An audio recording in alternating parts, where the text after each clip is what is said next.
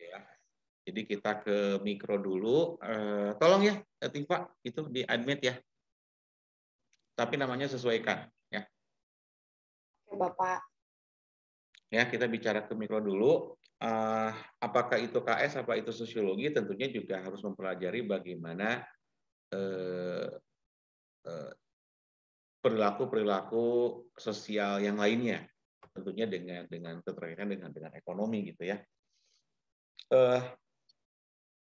Saya akan membahas beberapa sedikit yang langsung berkaitan erat tentunya dengan isu-isu dari kesejahteraan sosial ataupun sosiologi nantinya ya. Nah, untuk itu saya akan coba uraikan bab yang saya dapat dari Case Fair sama Oster gitu, masih dari sana.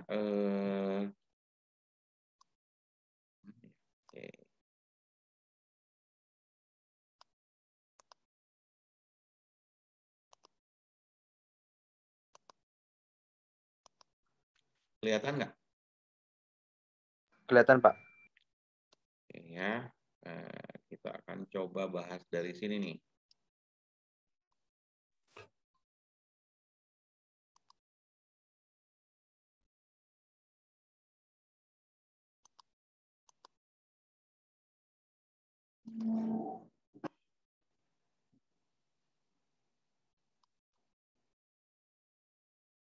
Oke, kelihatan kiri kanannya nggak? Layarnya ada 2, kelihatan nggak? Atau cuma 1? Cuma 1, Pak. Oh, cuma di saya. 1. Kalau yang lainnya? Di aku juga cuma 1, Pak. Presentasinya doang. Ya udah, nggak apa-apa deh, gitu ya. Sama aja ya. Nah, kita akan bicara tentang fenomena mikro sekarang, demand, supply atau permintaan, penawaran dan keseimbangan pasar ya. Saya juga tidak merubah PowerPoint yang didapatkan karena memang baku gitu ya. Saya hanya boleh menambahkan atas izin juga dari personnya ya. Jadi tetap copyright-nya tetap harus kita hargai. Jadi kalau kalau di awal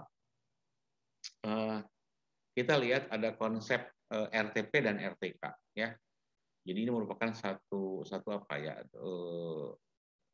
konsep yang terkait dengan pelaku-pelaku ekonomi. Kalau firm itu rumah tangga produksi, kalau RTK itu rumah household gitu ya. Jadi Anda juga harus memahami peran-peran RTP itu apa, peran-peran RTK itu apa gitu ya. Nah, kemudian juga ini saya hanya mengulang sebelum ke demand dan supply-nya gitu ya. Nah, ada yang namanya pasar input dan pasar output. Kan kalau kita bicara pasar output, berarti kita bicara tentang pasar dan barang dan jasa yang dihasilkan. Tapi kalau pasar input, gitu ya, kita bicara tentang faktor-faktor produksi yang dalam hal ini dimiliki oleh rumah tangga konsumsi, gitu ya. Artinya orang yang jadi sarjana bisa melamar, bisa cari pekerjaan dengan ijazah kesarjanaannya, masuk ke labor misalkan. Orang yang punya tanah, dia bisa menyewakan ke RTP buat pabrik, nah seperti itu ya. Kita sudah bahas. Nah, seperti itu. Nah, yang prinsip yang ketiga yang akan kita bahas nantinya adalah tentang permintaan produk di pasar outputnya seperti apa, gitu ya. Di pasarnya seperti apa. Jadi beberapa yang akan kita bahas ada pelaku ekonomi, ada pasar input, ada pasar output, ada juga permintaan barang, gitu ya. Ada juga penawaran barang, dan terakhir kita bicara tentang keseimbangan pasarnya, ya. Nah, kan kalau di bab-bab sebelumnya kita sudah tahu ya, sudah belajar juga tentang ini ya, ada ini konsep dasar terkait dengan RTP, an organization that transform resources input into product. Firm are the primary producing output in market economy. Kan sebetulnya kalau kita bicara tentang dalam gambar, dalam model, ada kotak pertama input, kotak kedua itu proses, kotak ketiga itu output. pakai panah dari kiri ke kanan. Gitu ya. Input, proses, output. Nah, itu doang. Ya. Nah, apa itu pemahaman dari entrepreneur atau orang yang mempunyai skill? Bebas, kalau ini Anda memahaminya seperti apa, silahkan. Pak, di saya ini keahlian pengusaha, ya nggak apa-apa. Entrepreneur skill nggak jadi masalah. Di KI juga kan kita bicara, nanti Anda bicara tentang social entrepreneurship, nanti Anda keluar dari sini gitu ya. Nah, kita bicara tentang RTK juga, kita bicara juga tentang pasar, bicara tentang output atau bicara tentang pasar output lah gitu ya. Atau kita bicara tentang input. Nah, ini faktor-faktor produksi yang saya bilang tadi. Gitu ya. Nah, kalau di sini, ini kan gambarnya kemarin saya cuma kotak sederhana doang ya. Ada RTP, ada RTK gitu ya. Ada dua pelaku ekonomi. Ini gambar dari sini ada dari RTK ke sini ada faktor produksi gitu ya. Nah, dari sini ke sini Y gitu kan. Dari ini ke sini berbentuk konsumsi, dari sini berbentuk uang. Jadi ada arus barang dan arus uang. Gitu ya. Cuma yang nggak ada di saya itu kemarin ininya nih. Saya menghilangkan pasar input dan pasar outputnya. Cuma kalau untuk keseimbangan pasarnya tadi Y sama dengan C ada di sini semua, ya. Atau Y sama dengan C plus S atau sama Y sama dengan C plus I ada di sini, ya. Oke, apa yang dimaksud dengan pasar input dan pasar output? Tadi sudah jelas ya. Pasar input artinya adalah salah satu contohnya adalah golongan-golongan penerima pendapatan itu adalah tadi para pekerja, gitu ya. Artinya ini akan mempunyai kontra atau lawannya adalah bicara tentang upah atau gaji. Kalau pasar modal, kebalikannya adalah tingkat bunga. Gitu kan ya, nilai. Atau yang punya tanah, dia dapat hasil sewa. Itu ya. Nah, jadi faktor produksi ini merupakan input-input dalam keterkaitan proses produksi, gitu ya. Land, labor, capital, skill. Di sini cuma ada 3. Padahal di dalam buku saya itu ada 4 kalau nggak salah ya, land, labor, capital. Tapi nggak apa-apa, silakan saja. Nggak jadi masalah kalau lagi memahami yang mananya silakan. Ya. Saya akan lanjutkan. Ini masih konsep dasar gitu ya. Input dan output market seperti itu. Kemudian firms determine the quantities and character of output gitu ya. Jadi perusahaan adalah satu organisasi yang menghasilkan produk tertentu, jumlah barangnya, jumlah jenisnya terkait dengan permintaan pasar atau input demanded atau quantity demanded gitu ya. Nah, kalau household itu yang dominannya terkait dengan bagaimana produk-produk barang tadi diminta oleh sejumlah konsumen gitu ya pada barang-barang yang ditawarkan oleh produsen. Ya. Oke, sampai situ ada yang mau nanya? Silahkan. Any question? Atau mau ditanya? Saya pengen nanti Tifa ya. Cari yang kind of ya, Tifa ya. Tapi nanti jangan sekarang, Tifa, jangan sekarang. Tenang aja. Bentar ya. Nah, sekarang saya masih bicara terkait dengan deskripsi. Maaf Pak, tadi mau nanya Pak. Oh, mau nanya? Siapa? Silakan. Richard, silakan. Ini Pak masih tadi agak bingung. Tadi pasar modal masuknya ke input atau outputnya Pak? Atau dia ada kotak tersendiri kayak gitu tadi Kotak tersendiri. Tempat bertemunya antara investor dengan orang yang nabung di bank. Oke? Oke Pak. Ya. Kalau di gambar saya lembaga keuangan kemarin gambarnya. Ya, Richard. Oke Pak. Siap-siap Pak. Makasih Clear Pak. ya. Ada lagi silakan. Ada yang mau nanya?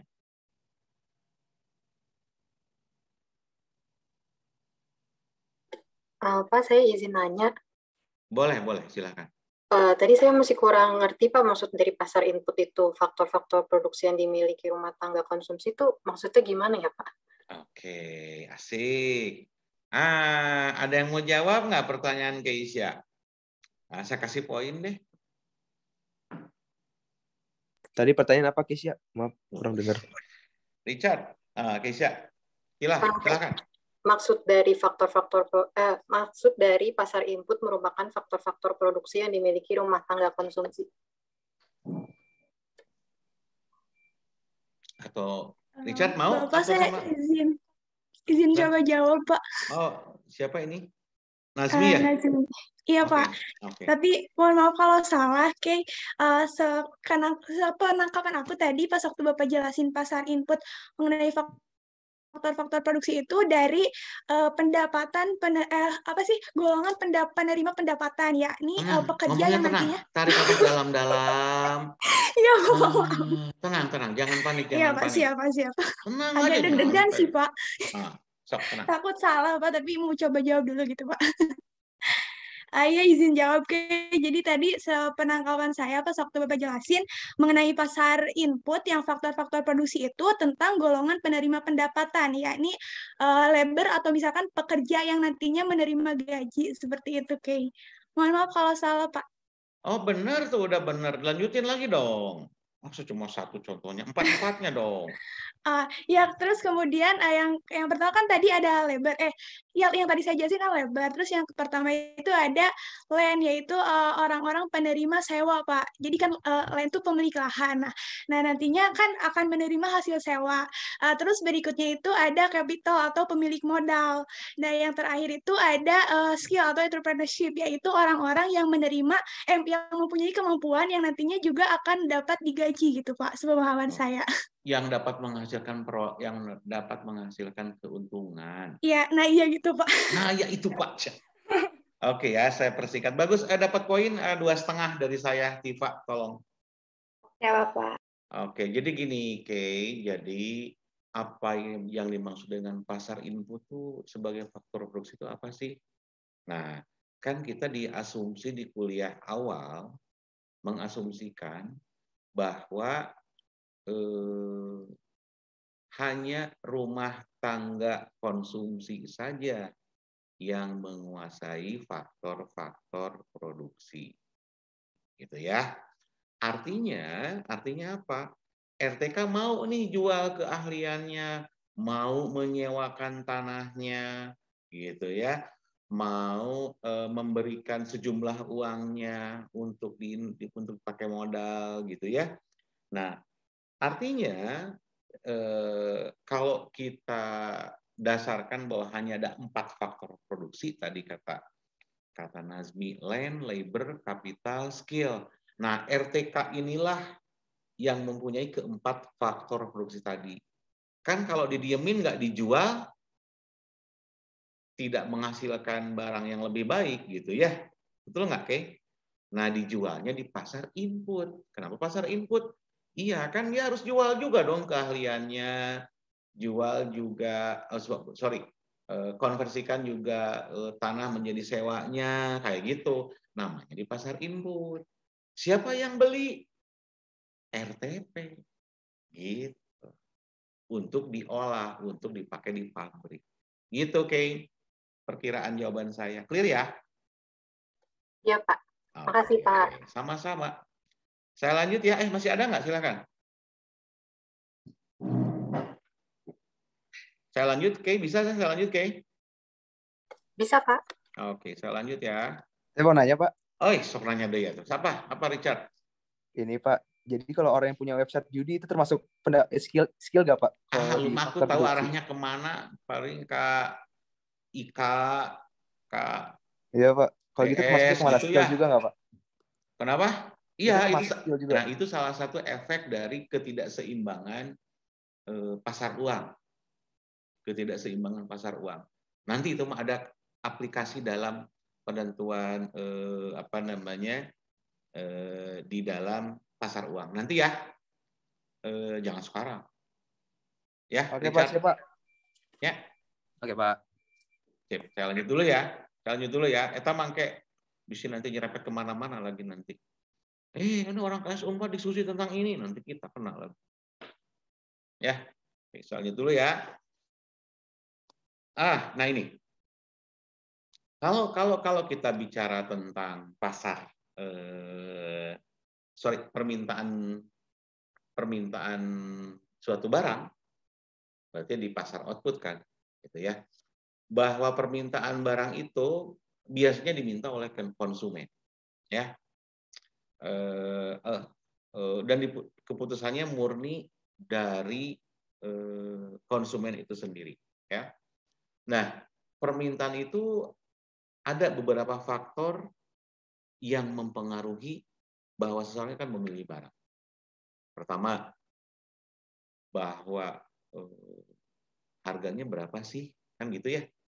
Biasanya ibu-ibu kalau nggak perempuan gitu ya, nanya ke harganya bedanya cuma 100 perak, di tempat A naik ojek ke tempat B lebih murah 100 perak, naik ojeknya 1.000, rugi 800, tapi harganya lebih murah, ya itu nggak tahu ya, gitu ya. Nah kemudian jadi gini, pertama akan kata intinya adalah yang pertama akan tergantung dari harga barang tersebut, yang kedua tergantung dari jumlah pendapatan yang tersedia di RTK, gitu ya. Yang ketiga itu tergantung dari jumlah uang yang tidak dikonsumsikan atau dapat dari warisan atau wealth di sini. Atau tadi pengaruh harga barang lain. Ya, harga barang lain. Ada dua macam. Siapa yang tahu? Raise hand. Ada yang tahu nggak? Pengaruh harga barang lain, ada yang tahu nggak? Kalau nggak saya nanya nih. Aku Oke, Pak. Vina. Kenapa? Apa, Vin? Ada barang substitusi sama komplementer. Oke, dapat 2,5 poin, Tifa. Barang substitusi dan barang komplementer. Barang substitusi itu barang yang saling menggantikan. Kalau komplementer, barang yang saling melengkapi. Oke, Tifa, ada yang Vina. Mau nunjuk siapa, Vina? Yang came off.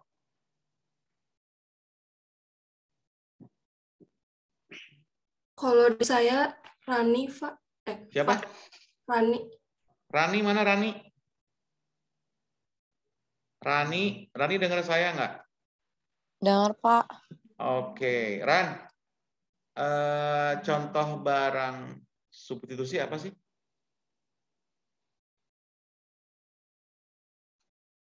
Halo. Contoh barang apa, Pak? Barang substitusi.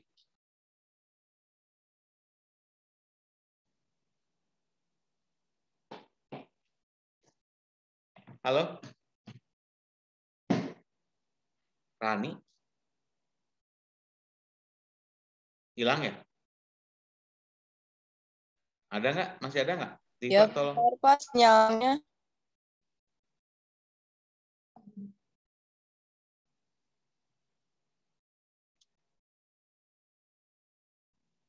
Oke, nanti nanti kamu saya tunjuk lagi ya. Coba cari tempat yang sesuai ya, Ran ya. Oke, Vina cari lagi, Vin. Laptop, Pak. Ditandain dulu, Rani belum bisa jawab. Tifa, tolong ya. Kenapa? Mau jawab apa barusan kamu? Rani? Laptop, Pak. Pensil. Laptop sama apa? Pensil, kacamata. Barang substitusi, laptop, pensil, sama kacamata gitu. Oke, makasih ya, Ran. Bener nggak kita jawabannya? Saya nanya kalau gitu. Ada lagi nggak, Vin? Ya, Pak. Nggak, Vin. Ada yang came off lagi nggak, Vin? Di aku nggak ada, Pak. Tanggal aja, tanggal. Kalau nggak jam. Kamu mau nunjuk siapa? Tanggal 20 mungkin, Pak. NPM 20. Bukan NPM 21 ya. Soalnya lagi jadi host NPM 21. 20 siapa?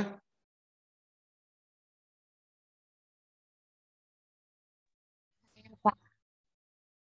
20 siapa? Saya Pak Fatia.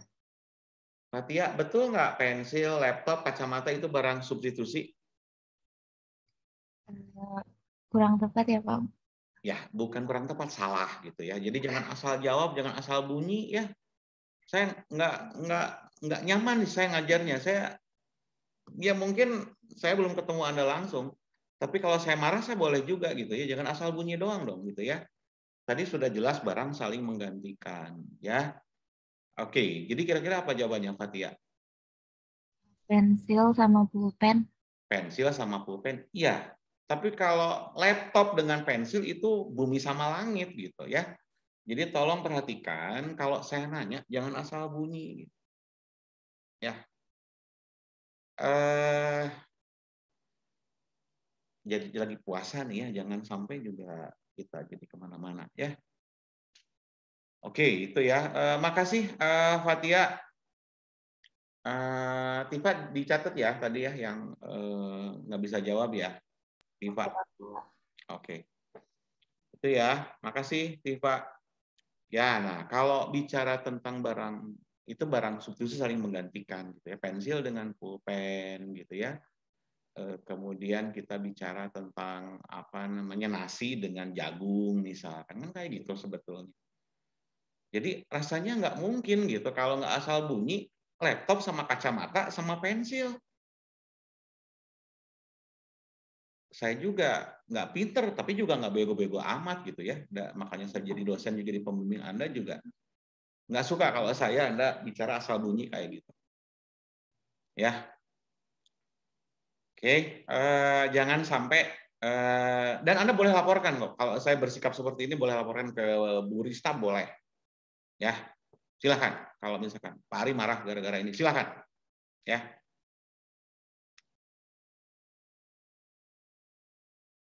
Ya, oke. Oke ya, saya lanjutkan ya. Sampai mana nih? Ini kita bicara tentang pasar. Ini sudah tadi ya. Ini sudah. Nah ini tadi ya. Barang komplementer dan barang substitusi. Kalau barang komplementer kita bicara yang saling melengkapi. Misalkan apa namanya kompor dengan minyak tanah. Kalau zaman dulu, kalau sekarang gas dengan kompornya, gitu ya. Atau tadi ballpoint dengan isinya. Kalau tadi ballpoint dengan pulpen, ballpoint dengan pensil misalkan. Nah, kalau substitusi itu nanti ada yang refillnya gitu ya. Nah kemudian juga akan apa namanya permintaan itu akan tergantung dari selera. Misalkan kalau sekarang Vina lagi suka pakaian yang apa tebal misalkan karena sekarang musim dingin misalkan, ya sering hujan misalkan. Atau misalkan sekarang lagi seleranya masyarakat pengen lebih suka menggunakan jaket hujan dibandingkan dengan payung misal. Ya, karena apa? Apalagi sekarang ada sepatu jas hujannya gitu ya. Itu akan lebih apa namanya? Akan lebih nyaman gitu ya. Nah, ini juga akan mempengaruhi permintaan barang. Dan yang terakhir ini terkait dengan harapan. Harapan mudah-mudahan harganya turun atau mudah-mudahan harganya tidak naik. Jadi kemarin lah contoh minyak goreng ada penimbunan segala macam gitu ya. Atau tiba-tiba ada Pertamax mau naik gitu ya. Pertamax mau naik pergi ke SPBU misalkan. Malah kan cuma sekali, besoknya turun lagi. Cuma tankinya kosong lagi kan nggak sama aja. Paling cuma irit berapa ratus. Ya bisa 10.000 bisa 100.000 ya. Tapi kalau motor kayaknya 10.000 deh. Bedanya cuma 10.000 rupiah. Kalau motor-motor Matic yang sekarang gitu ya. Nah itu ya, ini jadi permintaan barang itu tergantung dari faktor-faktor yang mempengaruhinya. Saya ulangi ya, tingkat harga, tingkat pendapatan, kemudian juga mungkin dia punya warisan, kemudian tergantung dari jenis barang yang lain. Tadi disebutkan ada barang komplementer dan barang substitusi, tergantung juga dari selera masyarakat, dan juga tergantung dari harapan terhadap perubahan harga-harga yang mungkin muncul di masa yang akan datang. Gitu ya. Apakah mesti nunggu warisan dari harga, dari warisan, atau dari tingkat pendapatan. Gitu ya. Jadi harapan tertentu. Nah, apa yang dimaksud dengan quantity demanded? Kalau demand kan permintaan. Tapi kalau quantity demanded, kita bicara tentang sejumlah barang, sejumlah unit produk yang diminta oleh RTK pada satu waktu tertentu dan tingkat harga tertentu. Or in other words, we can talk about the current market price. Gitu ya. Jadi sejumlah barang yang diminta pada tingkat harga tertentu. Ada nih asumsinya bahwa asumsi dari apa namanya? Rumah siapa? Rumah siapa? Oh. Oke. Jadi ada asumsinya nih. Jadi ada kan kemarin kita bicara tentang 6 apa ya? 4 atau 6 gitu tentang mempelajari bagaimana cara mempelajari metode ilmu ekonomi gitu ya.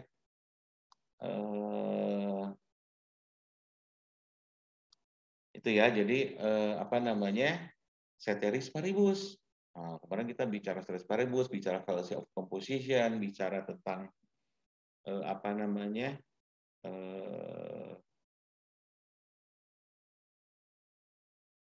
kemarin ya, ada 4, ada 5 gitu ya, Anda tolong lihat lagi nanti di sana ya. Nah ini saja, ceteris paribus semua barang lain dianggap tetap, dianggap sama, gitu ya. Asumsinya seperti ini. Jadi Anda bayangkan misalkan harga barang A sekarang jam 1, jam 1.15 berubah lagi, atau setengah jam berubah lagi. Nah, itu tidak menggunakan konsep ceteris paribus. Jadi berubah-ubah. Jadi kita anggap harganya tetap aja gitu. Ya. Itu namanya ceteris paribus. Faktor lain dianggap konstan. Nah, kita bicara tentang ada 2 konsep di sini kalau Anda lihat dari judulnya. Ada perubahan jumlah barang yang diminta, gitu ya. Or we talk about the quantity demanded versus change in demand atau perubahan permintaan. Apa bedanya di sini antara jumlah barang yang diminta dengan perubahan permintaan? Gitu ya. Jadi kalau bicara tentang quantity demanded atau jumlah barang yang diminta, itu adalah perubahan sepanjang kurvanya. Gitu ya. Jadi sepanjang titik-titik di kurva itu berubah karena adanya perubahan harga. Tapi kalau kita bicara tentang perubahan permintaan, bukan hanya perubahan harga yang berubah, tapi seluruhnya. Seperti yang tadi di slide sebelumnya, tergantung dari tingkat pendapatan, selera, kekayaan, harapan, dan lain-lain. Ya, jadi hati-hati ya. Kalau kita bicara tentang perubahan jumlah barang yang diminta, kita hanya bicara tentang perubahan harga dan jumlah barang yang berubah-ubahnya, itu saja. Tapi kalau kita bicara perubahan permintaan, seluruh kurvanya bergeser ke kiri atau ke arah kanan. Gitu ya. Anda boleh nanti baca sendiri di sini, saya juga akan berikan slide-nya buat Anda gitu ya. Change in the price of product affect the quantity demanded per period. Jadi maybe not at point in time, every second, every minute, I don't know what every what again, itu nggak tahu saya gitu ya. Pokoknya setiap saat itu berubah-ubah. Nah, tapi kalau bicara quantity demanded, tapi kalau bicara demand, changes in demand enggak, gitu ya. Nah, kan tadi saya bicara tentang bagaimana definisi dari kurva permintaan, faktor-faktor yang mempengaruhi permintaan, kemudian perubahan jumlah barang yang diminta, dan perubahan permintaan. Nah, sebelum ke gambarnya, ada nih bahwa ada dua variabel harga dan variabel jumlah barang, gitu ya. Atau kita bicara tentang hukum permintaan, gitu ya. Kalau bicara hukum permintaan, artinya kita bicara tentang kalau harga naik, permintaan biasanya gimana, Tifa? Harga naik, maka orang-orang makin memburu gitu ya Pak, barang makin langka. Harga naik, permintaan Naik. Turun, harga naik, permintaan turun. Ya. Kalau sebaliknya, kalau barang-barangnya lagi murah, permintaan naik. Nah, gitu. Berbanding terbalik gitu ya. Nah, itu kita bicara di demand curve. Nah, sebelum lihat nih, Anda lihat nih. Ini kita bicara tentang model deskripsi. Ini kita bicara tentang model tabel, ini kita bicara model grafik. Dan semuanya harus sama. Jadi logika Anda dipakai sekarang. Ya. Nih, kalau harga BBM gitu ya, harga $8 orang nggak mampu beli. 7 hanya 2 orang yang mampu beli. 6 3. Kalau gratis 26 permintaan BBM-nya. 26 galon gitu ya. Nah, Anda lihat di sini. Kurva demand ini baru individu karena kita bicara mikro ya. Jadi kurva permintaan Mr. Alex or Mr. Richard or Miss Tifa gitu ya. Dari kiri ke atas. Kurva permintaan itu ya. Bergerak dari kiri atas ke kanan bawah. Pak Gigin kita admit jangan? Admit dong, Pak kan dosen juga gitu ya. Tifa atau yang admitnya gitu. Udah, Bapak udah. Nah, makasih Tifa. Selamat pagi Pak Gigin. Ya, selamat malam Pak Ari. Mohon maaf. Assalamualaikum Pak Gigin. Maghrib masih lama ya Pak Gigin ya? Iya. Aduh. Buat semua teman-teman 21 ya. Iya. Enggak, dilanjutkan Pak Ari. Oke, nuhun Pak Gigin. Oke ya, saya lanjutkan ya. Jadi kurvanya bergerak dari kiri atas ke kanan bawah. Jadi tadi ya model itu speech, kemudian juga description, table, and then we talk about the graph like this, gitu ya. Nah, hukum permintaan tadi kata Tifa, harga naik, permintaan turun atau sebaliknya, gitu ya. Tapi saya tulis paribus. Ya, saya tulis paribus. Ya. Jadi bolak-balik, ya. Jadi saya tulis paribus. Jadi kalau kita simpulkan apa yang dibilang oleh Tifa tadi, bahwa kurva ini mempunyai slope yang negatif. Yang satu naik, yang lainnya turun. Bergerak dari kiri atas ke kanan bawah. Or we talk about the left of the graph downward to the right of the curve, gitu ya, ke bawah, kanan bawah. Ya. Nah, bagaimana cara kita menggambar kurva permintaan, gitu ya? Pertama, ciri-cirinya mempunyai slope negatif. Kedua, kalau di dalam matematika itu yang X itu yang horizontal gitu ya, yang Y yang vertikal. Nah, yang X ini yang P-nya, yang price-nya. Yang vertikal yang price-nya, yang horizontal itu yang jumlah barangnya. Ya. Jadi terbalik kalau di matematika itu adalah YX-nya itu X-nya itu yang variabel bebasnya, kalau di sini enggak, dibalik gitu ya, dibalik ya.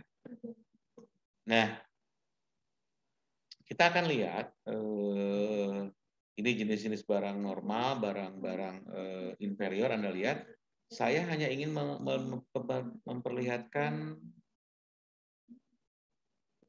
ini, ya, memperlihatkan tentang perubahan permintaan.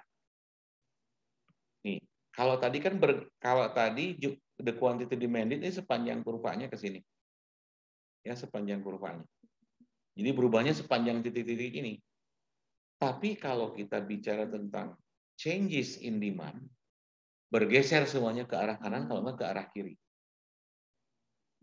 Ya, itu bedanya quantity demanded dengan changes in demand. Oke. Tadi yang terakhir saya tanya siapa ya? Yang terakhir saya tanya siapa? Apa? Dah? Saya, Fatia. Oh, Fatia menunjuk siapa, Fatia? Absen. NPM 13. Yang cam off. Oh. Tapi di saya nggak ada yang off cam, Pak. Nggak ada yang off? Masa sih? Serius? Dicek lagi, jangan ngebela temennya. Nggak mau saya. Nggak Ayo, Fatia. beneran. Oh iya, kalau gitu terserah deh. Mau tanggal, mau apapun silahkan. Gimana dirimu? Silahkan menunjuk apa? Ada NPM 13. NPM 13. Ada NPM 13 siapa? Saya, Pak. Saya apa, Teh? Siapa? Raise hand. Nabila, Pak. Siapa? Nabila, Pak. Nabila. Iya, Pak. Nabil? Iya, Nah, gitu atau raise hand gitu. Ya, Nabila, bisa bantu saya, bisa bantu Pak Gigin nggak? Bisa menyebutkan kembali nggak faktor-faktor yang menentukan permintaan apa saja?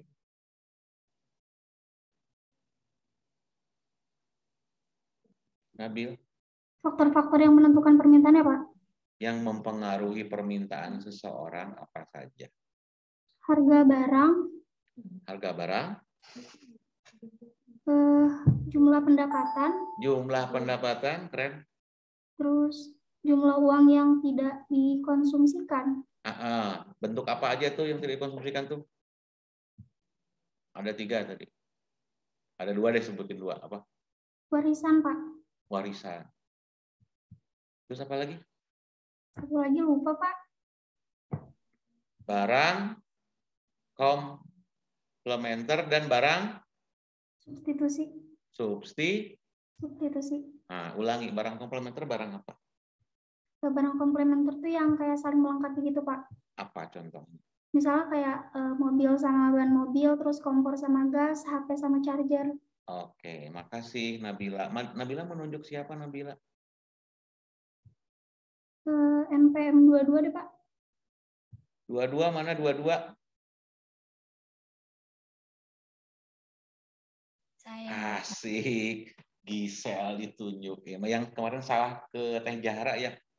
Tapi Iya, salah. Malu kamu. Malu. Oke, Gisel, saya mau nanya Gisel. Barang komplementer apa tadi? Barang yang saling melengkapi. Oke. Kalau barang substitusi? Barang yang bisa digantikan. Oke. Kalau Gisela pakai kacamata nggak? Pakai. Oke. Lensa kacamata kiri dengan lensa kacamata kanan. Barang substitusi atau barang komplementer? Komplementer. Benar? Komplementer. Oh gitu. Iya. Oke. Kalau anting kiri dengan anting kanan? Komplementer. Komplementer. Tapi kalau saya pengen pakai anting kiri aja boleh nggak? Boleh. Artinya apa? Komplementer atau apa tuh, barang apa tuh? Barang substitusi. Nggak tahu saya. Kan saya nanya. Tapi kan itu udah sepasang, Pak. Oh, sepasang. Emang ada nggak yang jual anting hanya kiri aja atau kanan aja? Ada nggak? Nggak ada. Benar? Iya. Ah, masa? Kalau dijual sepasang, tapi kalau misalnya mau pakai cuma satu, itu bisa.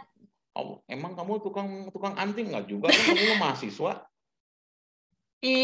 Tapi saya nggak pernah nemu yang jualnya cuma satu. Banyak yang jualnya satuan. Oke, kalau kaos kaki kiri dan kaos kaki kanan? Komplementer substitusi? Komplementer. Yakin?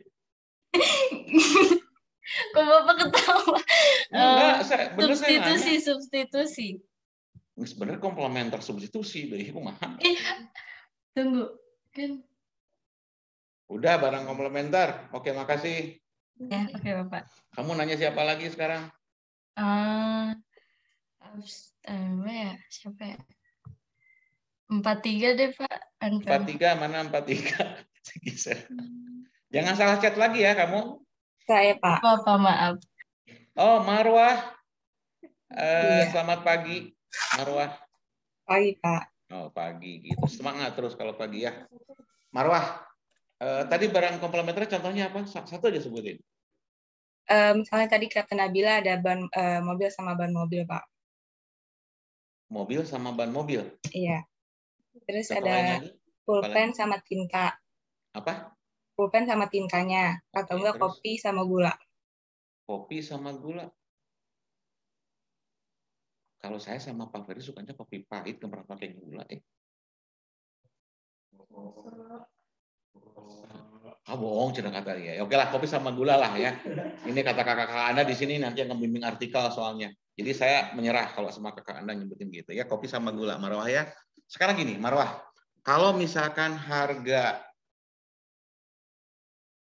gula naik nih, gimana ke permintaan kopi? Ya, turun kali, Pak. Kayaknya turun. Yakin? Iya, Pak. Kalau kompor sama gas, harga gas naik. Permintaan kompor naik atau turun? Turun. Turun. Ya. Saya kasih ilustrasi lain sekarang. Kalau misalkan barang substitusi, kita ngambil contoh. Beras dan jagung. Ya, kata dirimu nih. Kalau misalkan harga beras naik, harga jagung? Harga jagung turun. Harga jagung masih tetap, tapi permintaannya bertambah atau berkurang? Bertambah, Pak. Nah, jangan sampai lupa. Ya. Jadi berbanding terbalik dengan barang komplementer. Kalau barang substitusi. Ya. Oke, nggak apa-apa. Nggak saya kurangi, tenang Marwah. Nggak. Kamu bisa jawab barusan. Ya. Kalau Gisel dikuranginya 20. Karena salah chat. Ya. Oke. Itu ya. Ini ya, jadi ini pendapatan kalau pendapatan bertambah bergeser semuanya ke arah kanan. Kenapa ke arah kanan? Anda lihat di sini. Dengan bertambahnya jumlah pendapatan, Bapak nunjukin kursor ya, tapi nggak kelihatan kalau di presentasinya. Nggak kelihatan? Nah. Sekarang kelihatan nggak mindahin? Enggak. Maksudnya kursornya kalau misalnya Bapak kayak nunjuk yang kurva kan pindah-pindah gitu, tapi kayak nggak ada kursornya, jadi nggak tahu Bapak lagi nunjuk apa gitu, Pak. Ini kelihatan nggak gambar apa? Figure 33 bukan? Iya, ya kelihatan gambarnya. Cuman maksudnya kursornya gitu, Pak. Ini kursornya kemana tuh? Dari saya mah kelihatan. Oh, ini atau ini. Kayak agak bingung gitu. Oke, ya. Tenang. Ya. Nih. Makasih, Pak. Ini. Kelihatan sekarang? Iya, ada gambarnya. Nah, ini ya. Nah, karena pengaruh ini. Naiknya pendapatan. Pendapatan pertama ini hanya 20. Gitu ya, 20. Harganya 1 nih. Di kurva permintaan ada di sini. Nah, kemudian pendapatan dia bertambah. Dengan harga 1 yang tadinya dia hanya beli 20, sekarang naik, bergeser ke arah kanan, bertambah 4 unit, kan gitu ya. Oke. Atau di sini, di kurva ini, pada saat harga 3, Q-nya 10. Tiba-tiba pendapatan seseorang ini naik. Mungkin harganya masih tetap 3, tapi jumlah barang yang dimintanya menjadi lebih banyak sehingga bergeser ke arah kanan. Gitu ya, Tifa? Clear ya? Ya, Bapak. Makasih, Bapak. Oke ya. Nah, kalau tadi kan bicaranya pergeserannya kan kalau quantity demanded kan naiknya ke atas ke bawah gitu ya, yang satu kurva. Tapi kalau yang ini pergeseran ke arah kiri atau ke arah kanan ya. Or we can talk about gitu ya, change in price of a good and service leads to tadi ya, menurunkan jumlah barang yang diminta. Pergerakan sepanjang kurva permintaan. Tapi kalau perubahan permintaan, shift, bergeser semuanya kurvanya. Nah, ini kita bicara movement, jadi pergeserannya sepanjang kurva aja. Jadi kalau kita bicara permintaan kayak gini, gitu ya, bergesernya ke atas banyak ke atas atau ke bawah gitu ya. Tapi kalau kita bicara tentang shift of demand curve, nah, seperti ini bergesernya semuanya, bergeser ke arah kiri atau ke arah kanan. Ini katakanlah ini D, ini misalkan D aksen misal. Nah, kayak gitu. Ya, itu bedanya antara perubahan jumlah barang yang diminta dengan perubahan permintaan. Efeknya sama. Untuk tadi kata Nabila disebutkan ada tingkat harga, Pak, tingkat pendapatan, Pak, warisan, Pak, barang komplementer, barang substitusi, Pak. Nah, ini akan juga menentukan faktor-faktor permintaan tadi, gitu ya. Oke, nah ini contohnya, ya. Income naik, tapi kalau untuk barang inferior justru akan menggeser kurva permintaannya ke arah kiri. Anybody knows what is the example for the inferior goods? Giselle, would you mind to help me? Can you give us some example about the inferior goods? Gimana, Pak? Inferior goods. Barang mewah. Luxurious atau barang mewah mana, Neng? Hah? Hah? Wah, Nggak kedengeran, Bapak, maaf. Oke, siapa yang mau jawab silakan. Oh, Cut Bening. Cut Bening sama Keisha. Cut Bening dulu deh. Bening. Kok Bening nggak kelihatan? Itu yang biru Bening teh. Yang mana? Halo Bapak, selamat siang. Bapak ini nggak kelihatan ya? Kelihatan nggak sama teman-teman? Keisha kelihatan nggak Bening? Enggak, Pak, cuman background-nya aja. Cuma background-nya doang. Akunya nggak kedetek, padahal aku di sini. Maaf ya Pak. Tuh nggak. Ih, kenapa ya? Nggak kelihatan. Nah, barang inferior ya Pak. Kalau barang inferior. Mana orangnya, Tunggu dulu. Main ini ngomong nggak aja. Kelihatan. Ntar Pak. Nah, ini udah belum Pak? Kelihatan kerudungnya doang. Nggak apa-apa Pak, segini. Soalnya nggak bisa. Nah, nggak apa-apa Pak. Udah lanjut. Besok aja lah. Gimana dirimu aja lah. Iya Pak, maaf. Ini soalnya nggak bisa kebawahin lagi laptopnya. Iya Pak, Kamunya yang jadi... naik, atau jangan kalau ke bawahin. Nah, udah belum ya Pak? Ya udahlah, seadanya aja lah. Udah, sok silakan. Iya, maaf banget ya Pak. Iya, barang inferior itu setahu saya barang yang ditinggalkan konsumennya ketika konsumen tersebut udah mengalami kenaikan hasil. Misalnya pilihan barang yang lebih baik. Iya, betul. Contohnya kayak mobil bekas mobil bekas itu bisa jadi barang inferior dari orang kaya, tapi mobil bekas juga bisa jadi mobil baru bagi orang lain yang Ih, keren contohnya. Bagus, bagus. Dapat poin dari saya. Udah cukup. Udah, jangan Siap, kebanyakan. makasih Pak. Dapat poin, Tifa. Keisha, ngasih contoh apa? Saya mungkin dibagi jadi 2 aja ya, Pak. Yang satu mungkin seperti sendal jepit sama misalnya sepatu. Kan ini bisa nih, Pak. Nah, terus bisa juga dengan telepon genggam. Telepon genggamnya mungkin nggak terlihat ini. Mungkin ada telepon genggam yang second dan yang baru gitu, Pak. Nah, bagus. Dapat juga poin tuh ya. Jelas ya. Buat teman-teman semua ya, barang inferior itu pilihan barang yang akan ditinggalkan oleh konsumen kalau dia punya pendapatan yang lebih banyak lagi gitu ya.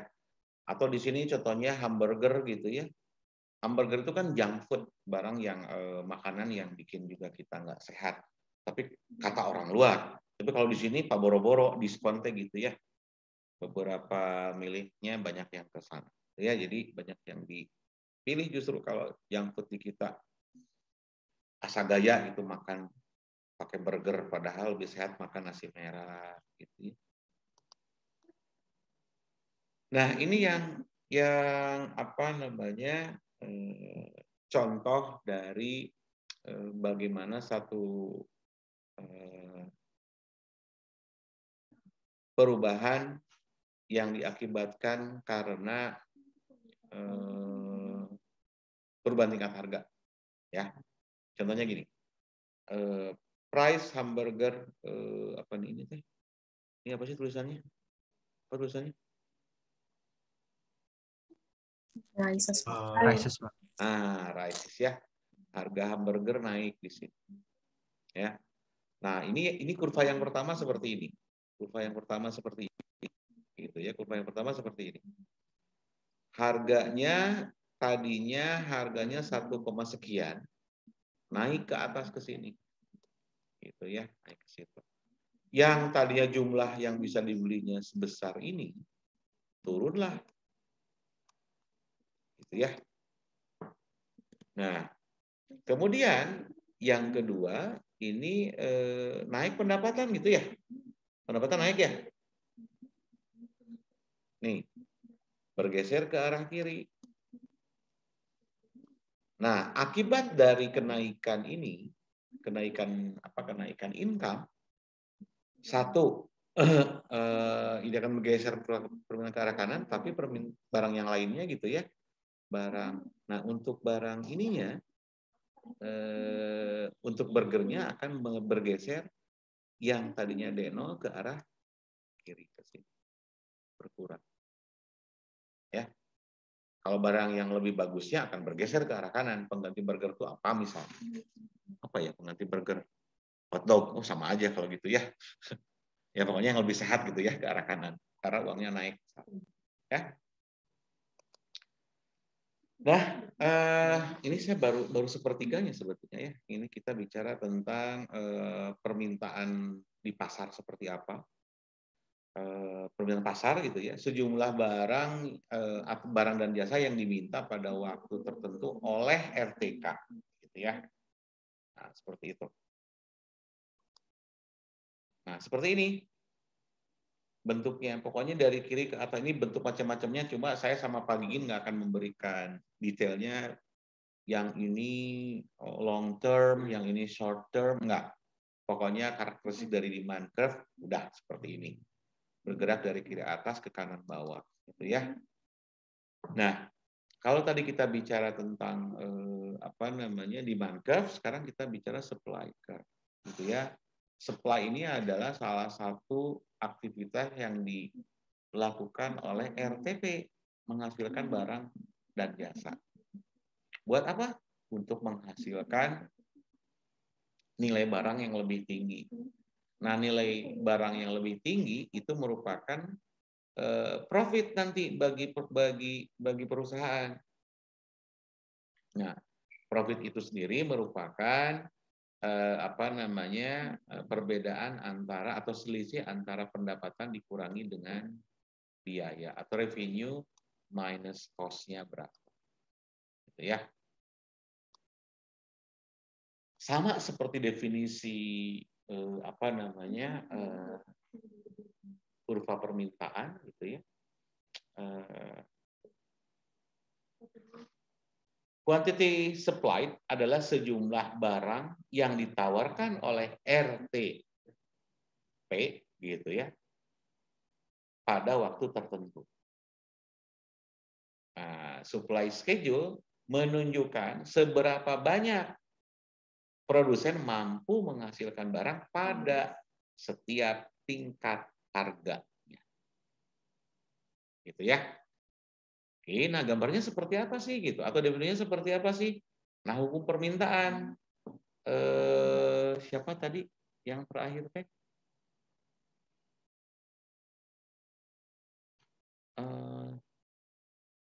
Yang saya tanya tadi siapa terakhir ya?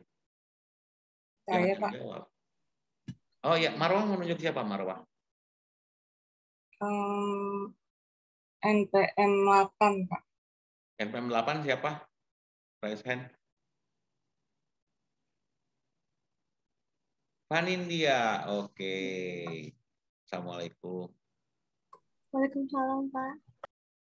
Pak Gigin mau nanya, Pak Gigin atau saya yang nanya, Pak Gigin?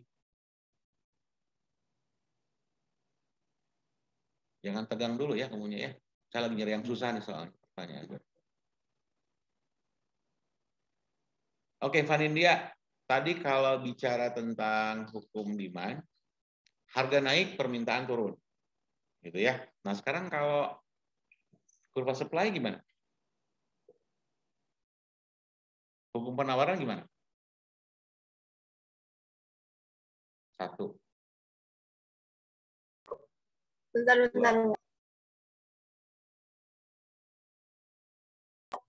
Kalau hukum penawaran ya, Pak ya? Ya, so. Kalau misalnya harganya naik, maka penawaran turun. Oh gitu. Terus yang kedua apa? Yang kedua gimana, Pak?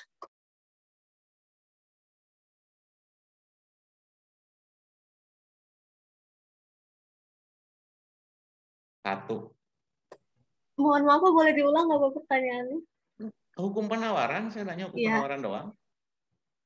Kalau hukum penawaran, kalau misalnya harganya naik, penawarannya juga meningkat. Tapi Tadi kalau katanya misalnya turun, katanya aku mahal kamu. salah. Iya, salah kamu ya. Iya, kalau harga turun, penawaran turun. Kalau harga naik, penawaran naik. Ya, itu benar. Nggak jadi saya kurangi. Ya, makasih. Ada yang ngasih tahu ya. Selamat. Sama-sama, Pak. Oke ya. Jadi kalau misalkan Panidia mau jual barang, kalau lagi murah kan dirimu nggak mau jual. Tapi kalau lagi mahal, pasti jual. Ya. Jadi semakin tinggi harga barang, semakin banyak barang yang ditawarkan. Semakin rendah harga barang, semakin sedikit barang yang ditawarkan. Jadi berbanding terbalik. Gitu ya, kalau demand itu adalah kalau D-nya naik gitu ya. Kemudian P-nya bakal turun gitu ya. Atau misalkan D-nya turun gitu ya, P-nya yang naik gitu. Tapi kalau supply gitu ya, ini naik kalau misalkan P-nya juga naik. Atau sebaliknya, kalau S-nya turun gitu ya, P-nya juga otomatis juga akan turun ke bawah. Ya, jangan sampai lupa. Nah, ini hukum penawaran. Ya, Vanindia jangan sampai lupa. Iya, Pak, maaf. Nanti maaf-maafan lebaran ya. Maaf-maafan lagi ya. Fitri. Nah, ini ya, bergeser nih dari kalau kurva demand bergerak dari kiri atas ke kanan bawah gitu ya, tapi kalau supply bergerak dari kanan bawah, dari kiri bawah ke kanan atas. Ya. Nah, ini titik-titiknya sepanjang kurva ini titiknya ada di sini masing-masing. Ya. Nah, Ada, kalau tadi kan ada faktor-faktor yang mempengaruhi permintaan ya. Nah, ada juga faktor-faktor yang mempengaruhi penawaran. Gitu ya. Misalkan bicara tentang teknologi, bicara tentang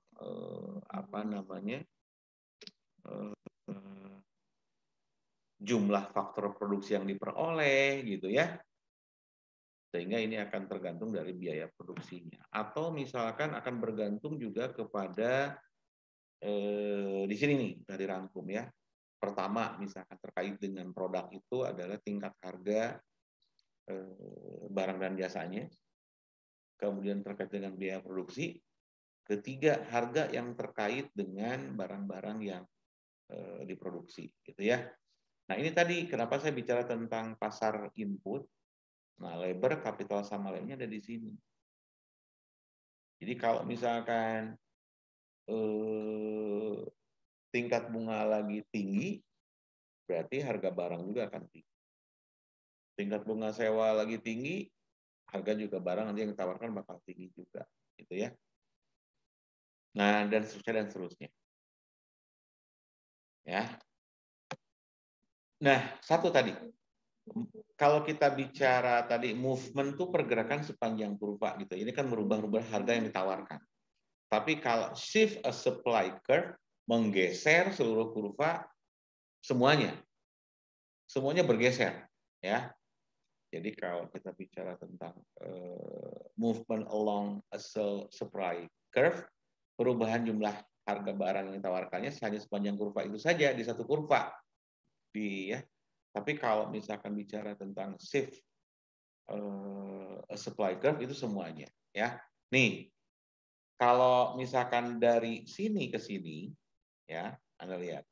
Ini kita bicara movement along curve, sepanjang kurva ini aja. Tapi kalau misalkan changes in supply gitu ya, bergesernya semuanya ke arah kiri ke arah kanan. Jadi ada dua ya, movement along curve sama tadi changes in supply curve ya. Oke, nah ini banyak banget PowerPoint ini luar biasa. Saya nggak lihat lagi, ternyata banyak. Tapi nggak apa-apa, nanti kalau nggak selesai kita lanjutkan lagi ya. Kalian kuliah jam berapa? Tadi Richard kasih tahu ke saya, Pak. 14.30, Pak. 14.30. Sekarang jam? 14.05. Kita nggak bisa ngomong segala. Jam? 14.05. Oh, 14.05. 15 menit lagi ya. Kalau nggak selesai, biar Anda istirahat juga. Tiba-tiba langsung kuliah sosiologi kan nanti pusing. Ya, oke ya. It's very important to distinguish. Distinguish itu membedakan ya, membedakan antara pergerakan sepanjang kurva dan pergerakan dalam kurva permintaan. Ya. Nah, ini change in quantity supplied seperti quantity demanded, ini movement along a supply curve. Tapi kalau kita bicara pergeseran kurva, yang tadi kita bicara tentang tingkat pendapatan, tingkat harga, ya kalau di demand.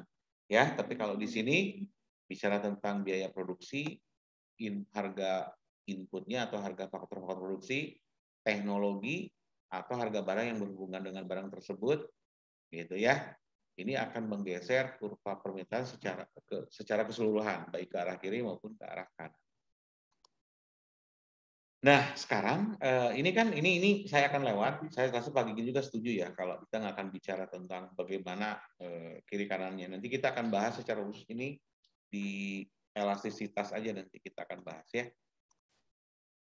Nah,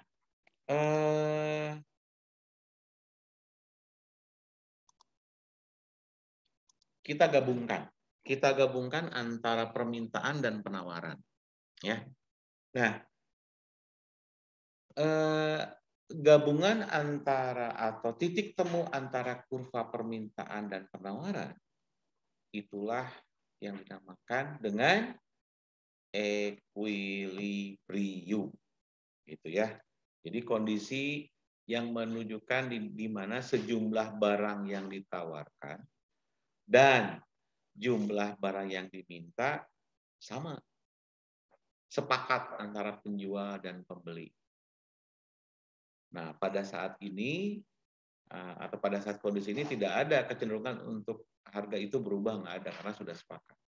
Tapi ada nih situasi lain yang disebut dengan excess demand atau shortage. Apa itu shortage gitu ya? Ini adalah satu kondisi yang terjadi saat jumlah barang yang diminta melebihi jumlah barang yang ditawarkan pada tingkat harganya. Oke. Shortage atau excess demand adalah kondisi di mana sejumlah barang yang diminta melebihi jumlah barang yang ditawarkan pada tingkat harganya. Maksudnya apa sih, Pak? Pusing gitu ya. Yang kita lihat di gambar ini.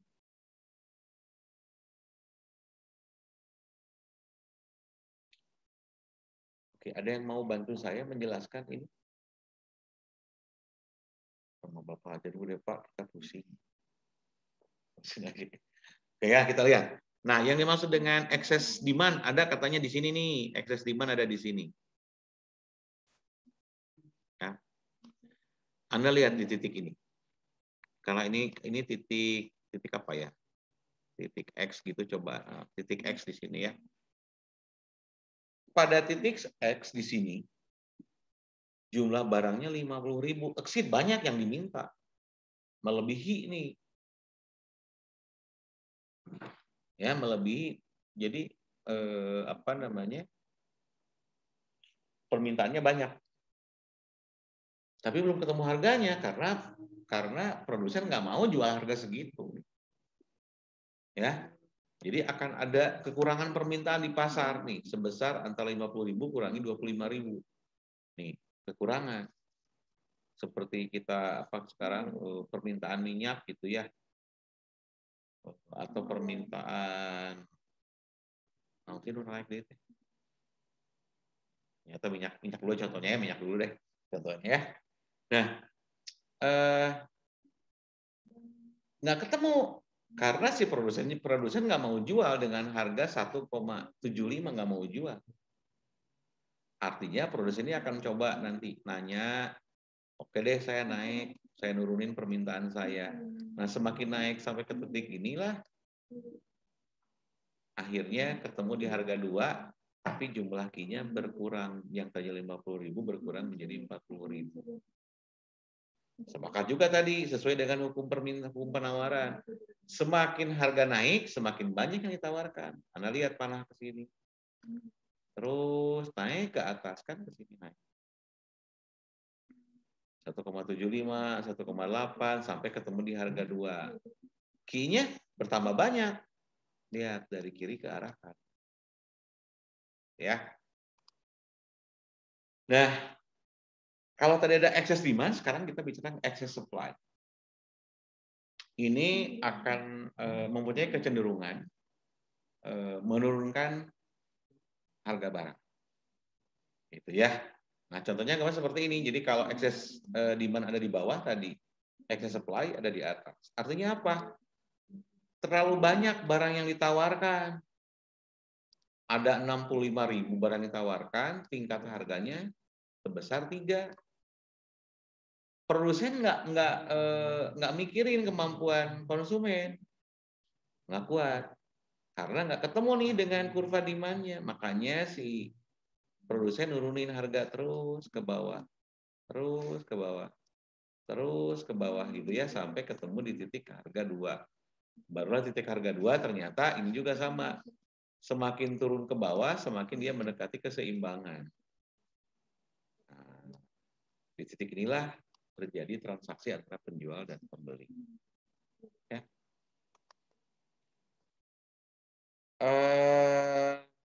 Rasanya itu yang bisa saya sampaikan. Ini nggak akan saya kasih ke Anda contoh-contoh ini karena bikin hanya untuk teman-teman dari ekonomi kali ya. Oke.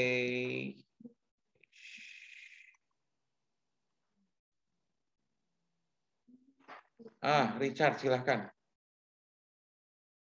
Dan semoga aja harapannya terus belajar. Sumpah Richard, suaranya nggak gerenyem, nggak kedengeran. Kamu mic-nya jelek banget. Mic-nya ganti. Kos, anak kos. Sama lu anak kos. Dijual yang bagusnya katanya buat beli. Ini Pak, mau nanya Pak, Ya, soalnya yang apa? supply sama demand itu kan turun kan gara-gara ada selling price sama floor price ya Pak. Selain itu ada nggak Pak? Oh, belum. Bicara floor price sama selling price maksud kamu gitu. Harga pagu maksimum sama harga pagu minimal ya. Itu ya. Iya Pak. Jangan sekarang atau nanti minggu depan, kasihan teman-temannya itu kamu teh. Oh iya Pak, maaf Pak. Nggak apa-apa juga, bagus juga. Nanti teman-temannya baca. Minggu depan saya tanya, harga selling price itu untuk melindungi siapa, harga floor price itu untuk melindungi siapa, kan gitu ya. Nanti kita bahas bareng-bareng. Nanti kita bukan hanya floor price sama selling price, kita tidak bicara excess supply sama excess demand, kita bicara juga tentang black market ada di mana. Pernah dengar kan HP, BM, tahu nggak? Itu kan ya? Pernah dengar, Richard? HP BM? Pernah Pak. HP saya BM Pak, black market. Pernah beli? Enggak Pak. Enggak, yakin? Ya Pak, saya cinta negara saya Pak. Saya harus ada cukainya Pak. Bohong, kata Teh Jara bohong jangan tuh.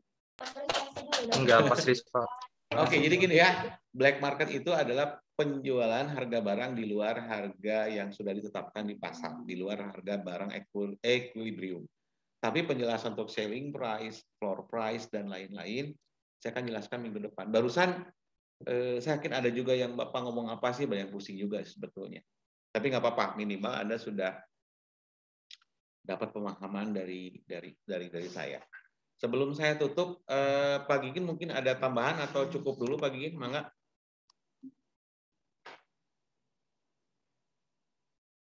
Pak Gigin.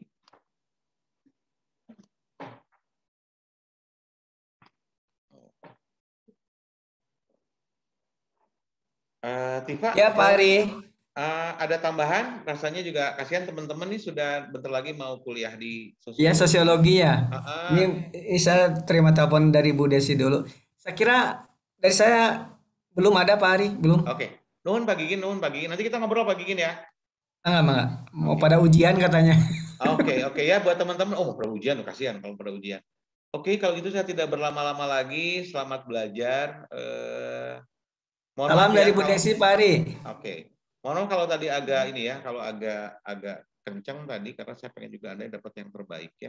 Mengingat kemarin kuis kemarin bagus-bagus banget kan nilainya gitu ya. Oke ya, nanti ngobrol sama Teh Jara, Kang Yudi sama Kang Julham ya. Oke, selamat siang semuanya, selamat UTS. Semoga nilainya bagus-bagus ya.